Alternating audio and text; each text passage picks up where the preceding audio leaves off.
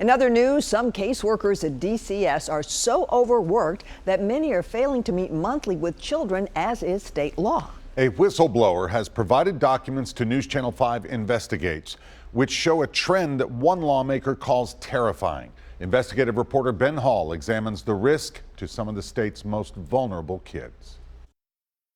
These screenshots from a DCS database show caseworkers in Davidson County's Child Protective Services Division with shocking caseloads.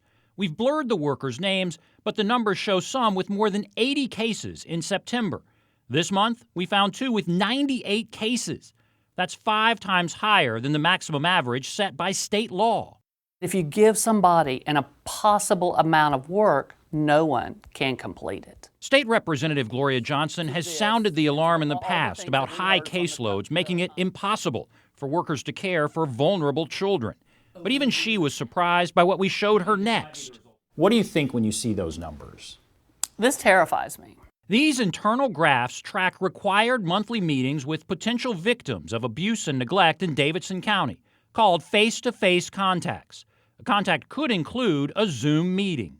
You know, those face-to-face contacts, that's how they find out how the kids are doing. Are they okay? Are things going well? In June, children in 34% of open cases were marked as not found, meaning no caseworker visited or information about a visit was not entered into the system.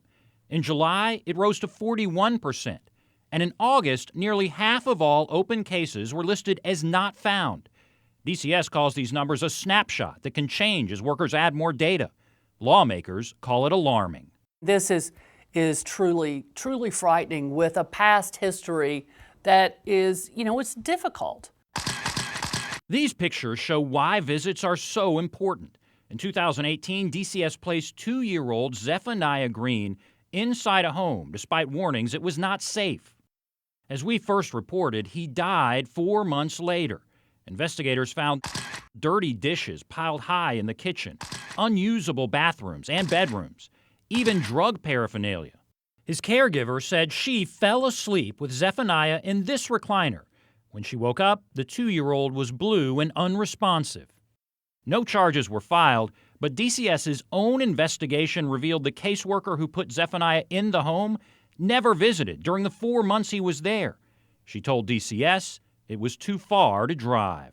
It's always been bad. It's always been a problem.